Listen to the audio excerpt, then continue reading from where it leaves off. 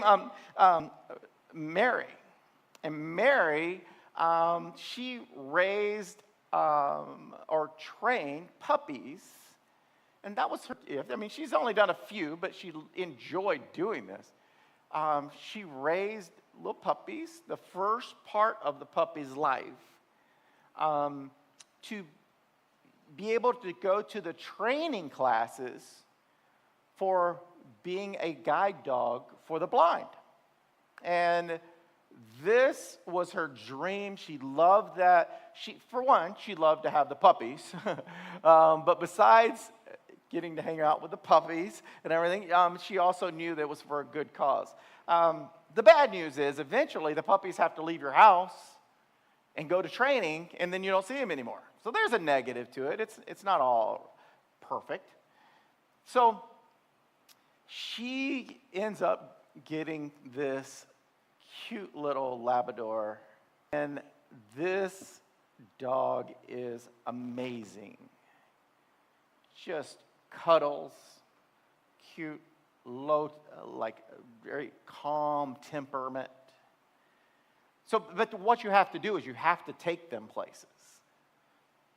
The idea is to go into as many scenarios of real life as you can. So they went to places like Yosemite, out into the wild.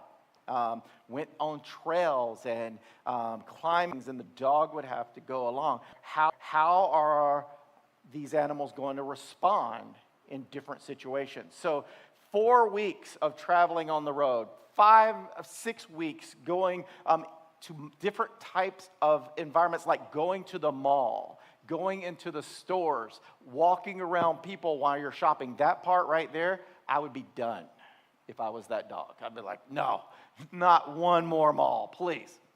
Yeah.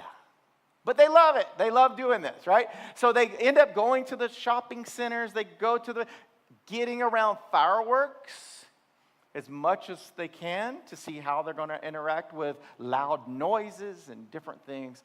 This takes plenty of time. So many months, even a year, and eventually it's time for the dog to move on to the training. Unfortunately, Larry was the name of this lab. Larry was a perfect dog except for it would bark. Somebody comes to the front door, bark. Random there starts barking. It can't do that. These dogs have to be of a temperament that they're not going to bark for anything that's out of the ordinary. That's like somebody coming to the door. You don't bark because of that. There has to be a reason. And she tried her best. Mary just kept trying to say, look, you have to not bark. Eventually, it got to a point that Mary realized this dog's never going to not bark. It's just not going to happen.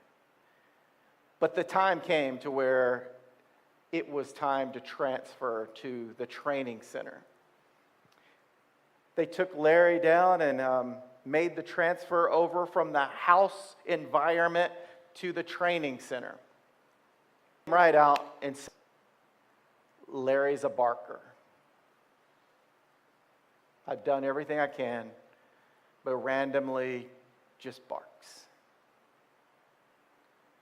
They're like, well, we'll do what we can. Do what we can with what we have, right? Let's give it a shot. So they took Larry in, this nice Labrador, and just began the training process. And the communication between Mary and the training center is pretty open because she's known there. So they'll call and tell her how things are going with her dogs, what could be changed, giving advice, things. Time went a little bit. Should have gotten a phone call by now.